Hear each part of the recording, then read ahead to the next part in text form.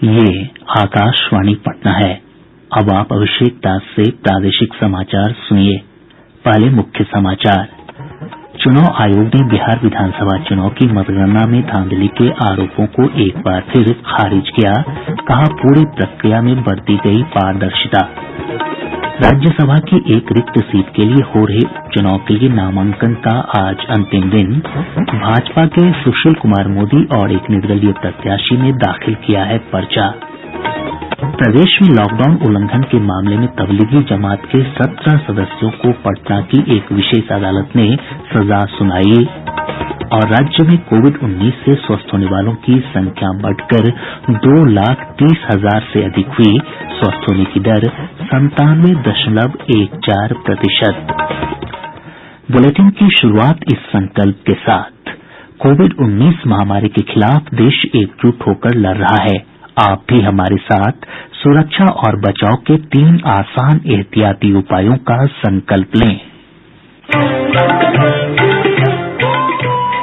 कोविड-19 से बचाव और सुरक्षित रहने के 3 उपाय। मास्क लगाएं, 2 गज दूरी है जरूरी, सुरक्षित दूरी रखें, हाथ और मुंह साफ रखें। अब समाचार विस्तार से। चुनाव आयोग ने एक बार फिर बिहार विधानसभा चुनाव की मतगणना में धांधली के आरोपों को खारिज किया है। आयोग के प्रवक्ता ने कहा कि कुछ राजनीतिक दलों द्वारा लगाए गए आरोपों के बाद आयोग ने वीवीपैट की 1,215 पर्चियों की जांच करवाई। पर्चियों को ईवीएम से मिलाने के लिए रैंडम आधार पर चुना गया था। पर्चियों का मिलान ईवीएम से किया गया तो वे पूरी तरह सही पाए गए। प्रवक्ता ने कहा कि पूरी प्रक्रिया में हर स्तर पर पारदर्शिता बरती गई। गौरतलब है कि राजद ने महागठबंधन के 19 प्रत्याशियों की चुनाव आयोग को सूची सौंपकर मतों की गिनती में गड़बड़ी का आरोप लगाया था। राज्यसभा की रिक्त हुई एक सीट के लिए हो रहे उपचुनाव में अब तक 2 प्रत्याशियों ने अपने नामांकन पर्चे दाखिल किए हैं। भाजपा की ओर से सुशील कुमार मोदी ने, जबकि निर्दलीय उम्मीदवार के रूप में श्याम नंदन प्रसाद ने नामांकन पत्र भरा है। आज नामांकन का अंतिम दिन है। कल नामांकन पत्रों की जांच की जाएगी, जबकि 7 दिसंबर तक अभ्यर्थी अपना नाम वापस ले सकते हैं। आवश्यकता होने पर 14 दिसंबर को मतदान होगा। गौरतलब है कि महागठबंधन की ओर से अब तक प्रत्याशी की घोषणा नहीं की गई है। भारतीय जनता पार्टी ने उन सभी विधानसभा क्षेत्रों को गोद लेने का फैसला किया है जहां उनके चुने हुए प्रतिनिधि नहीं हैं। पार्टी के प्रदेश अध्यक्ष डॉक्टर संजय जायसवाल ने बताया कि पार्टी के विधायक और विधान पार्षद उन सभी 169 विधानसभा क्षेत्रों को गोद लेंगे जहां पार्टी का प्रतिनिधित्व नहीं है। उन्होंने बताया कि इन क्षेत्रों में वे अपने स्तर से जनप्रतिनिधि की तरह लोगों की समस्याओं के समाधान के लिए पहल करेंगे। डॉक्टर जायसवाल ने बताया कि आज से 25 दिसंबर तक सभी 243 विधानसभा क्षेत्रों में पार्टी धन्यवाद यात्रा निकालेगी। उन्होंने बताया कि अयोध्या में राम मंदिर निर्माण के लिए भी भाजपा कार्यकर्ता गांव-गांव जाकर चंदा एकत्र करेंगे। राजद अध्यक्ष लालू प्रसाद द्वारा भाजपा विधायक ललन पासवान को कथित रूप से फोन कर विधानसभा अध्यक्ष के चुनाव में अनुपस्थित रहने के लिए प्रलोभन दिए जाने के मामले में निगरानी जांच ब्यूरो ने कार्रवाई तेज कर दी है। भाजपा विधायक द्वारा जारी ऑडियो क्लिप को हैदराबाद स्थित एफएसएल प्रयोगशाला भेजा गया है। जांच रिपोर्ट आने के बाद आगे की कार्रवाई की जाएगी। दिल्ली उच्च न्यायालय ने तिहाड़ जेल में बंद सीवान के पूर्व सांसद शहाबुद्दीन को 3 दिनों की कस्टडी पैरोल दी है। न्यायालय ने सांसद को 30 दिनों में किसी भी 3 दिन 6-6 घंटे अपने परिजनों से नियत स्थान पर मुलाकात की अनुमति दे दी है। इस दौरान पुलिस को सुरक्षा की पर्याप्त व्यवस्था करने के निर्देश दिए गए हैं। प्रदेश में लॉकडाउन उल्लंघन के मामले में तबलीगी जमात के 17 सदस्यों को पटना की एक विशेष अदालत ने सजा सुनाई। सभी दोषियों ने अपना गुनाह कबूल कर लिया, जिसके बाद विशेष न्यायाधीश माधुरी सिंह की अदालत ने सभी को कोर्ट अवधि तक कैद और 2,500 हजार रुपये जुर्माने की सजा सुनाई। गौरतलब है कि लॉकडाउन में 13 अप्रैल को कुर्जी और फुलवारीशरीफ मस्जिदों से कजाकिस्तान और किर्गिस्तान के 17 नागरिकों को गिरफ्तार कर मामला दर्ज किया गया था। प्रदेश में कोविड-19 से स्वस्थ होने वालों की संख्या बढ़कर 2,30,000 से अधिक हो गई है। स्वस्थ होने की दर 97.14% है। स्वास्थ्य विभाग से प्राप्त जानकारी के अनुसार इस वैश्विक महामारी से अब तक 1274 लोगों की मौत हो चुकी है, जबकि वर्तमान में 5502 लोगों का राज्य के विभिन्न अस्पतालों में उपचार चल रहा है। इधर कोरोना संक्रमण की चेन को तोड़ने के लिए विभाग ने अस्पतालों को आरटीपीसीआर और ट्रूनेट से जांच की संख्या बढ़ाने का निर्देश दिया है। पटना के आरएमआरआई को प्रतिदिन 6125 जबकि आईजीआईएमएस को 5275 नमूनों की जांच का लक्ष्य दिया गया है। वहीं पटना एम्स में अब प्रतिदिन 2175, पीएमसीएच में 1250 और एनएमसीएच में 1325 नमूनों की जांच होगी। राज्य सरकार ने प्रदेश में कोविड टीकाकरण को लेकर कार्य योजना को अंतिम रूप देने का काम शुरू कर दिया है।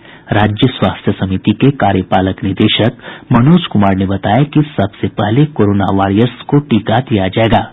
उन्होंने बताया कि इसके लिए सभी जिलों के सिविल सर्जन को डाटाबेस तैयार करने के निर्देश दिए गए हैं। प्रादेशिक समाचार आप आकाशवाणी पटना से सुन रहे हैं। केंद्र सरकार और आंदोलन कर रहे किसानों के प्रतिनिधियों के बीच नई दिल्ली में आज चौथे दौर की बातचीत होगी। मंगलवार को केंद्र और किसानों के बीच वार्ता के तीसरे दौर में कोई नतीजा नहीं निकल सका था।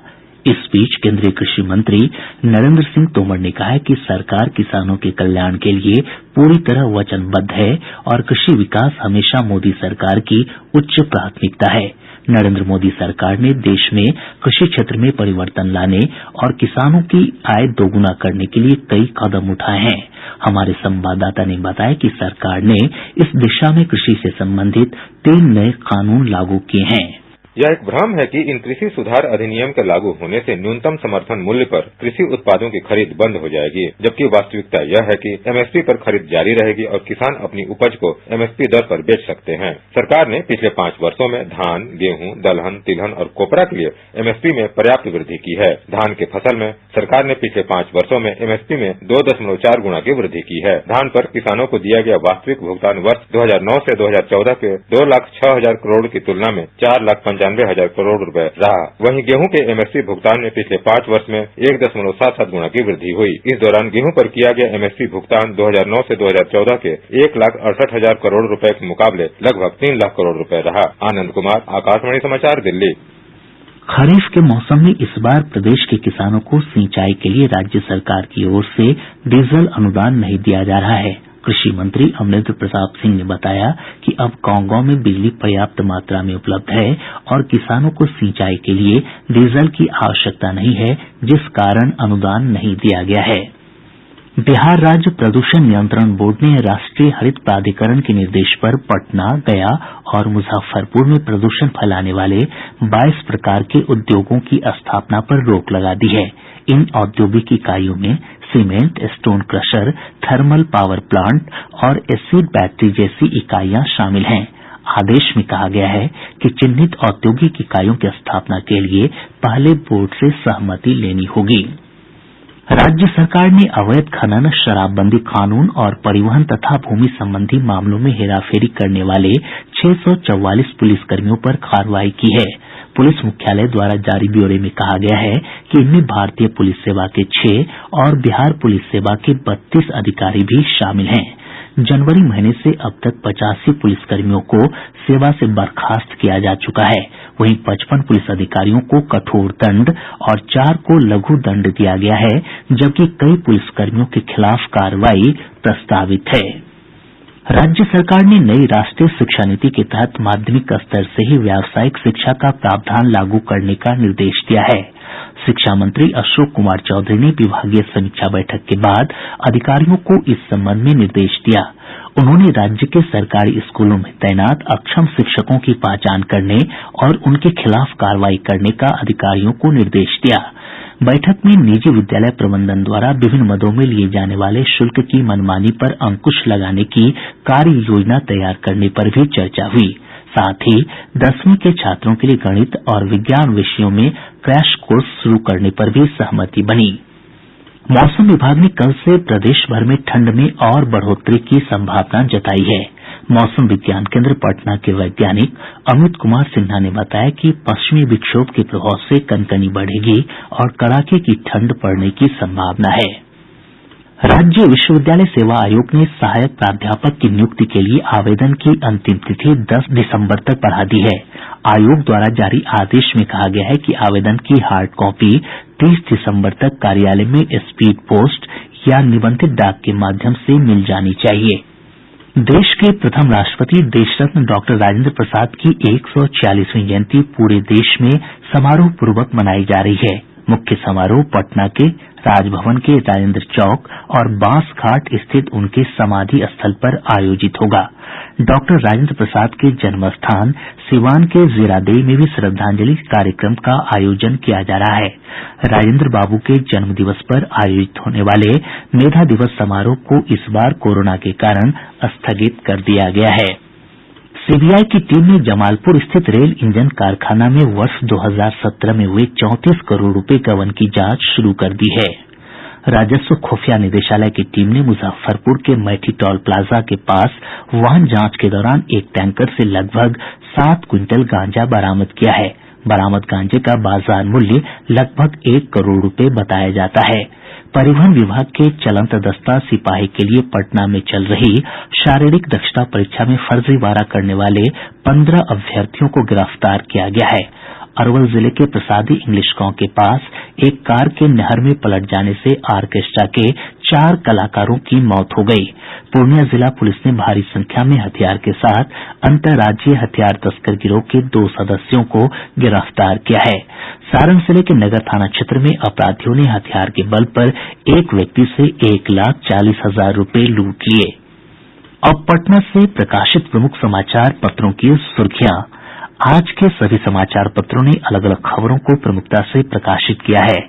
हिन्दुस्तान ने लिखा है, आंदोलनकारी किसानों की दो टूक, सरकार संसद सत्र बुलाकर कृषि कानूनों को रद्द करे, नहीं तो दिल्ली जाम कर देंगे। दैनिक जागरण ने इसी खबर को सुर्खी बनाते हुए लिखा है, आज की वार्ता पर टिकी उम्मीदें। प्रभात खबर ने लिखा है, ब्रिटेन रूस में अगले सप्ताह से कोरोना का टीकाकरण। दैनिक भास्कर की सुर्खी है, 436 अंचल कार्यालयों में मॉडर्न रिकॉर्ड रूम तैयार, यहां से ले पाएंगे जमीन के कागजात। दैनिक आज और राष्ट्रीय सहारा ने कोविड संक्रमण से जुड़ी खबरों को पहले पन्ने पर स्थान दिया है। और अब अंत में मुख्य समाचार एक बार फिर। चुनाव आयोग ने बिहार विधानसभा चुनाव की मतगणना में धांधली के आरोपों को एक बार फिर खारिज किया, कहा पूरी प्रक्रिया में बरती गई पारदर्शिता। राज्यसभा की एक रिक्त सीट के लिए हो रहे उपचुनाव के लिए नामांकन का आज अंतिम दिन। भाजपा के सुशील कुमार मोदी और एक निर्दलीय प्रत्याशी ने दाखिल किया है पर्चा। प्रदेश में लॉकडाउन उल्लंघन के मामले में तबलीगी जमात के 17 सदस्यों को पटना की एक विशेष अदालत ने सजा सुनाई। और राज्य में कोविड-19 से स्वस्थ होने वालों की संख्या बढ़कर 2,30,000 से अधिक हुई। स्वस्थ होने की दर 97.14%। इसके साथ ही आकाशवाणी पटना से प्रसारित प्रादेशिक समाचार का ये अंक समाप्त हुआ।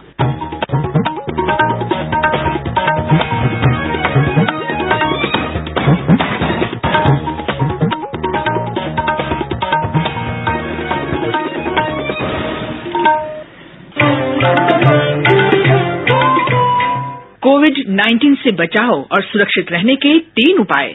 मास्क लगाएं, 2 गज दूरी है जरूरी, सुरक्षित दूरी रखें, हाथ और मुंह साफ रखें।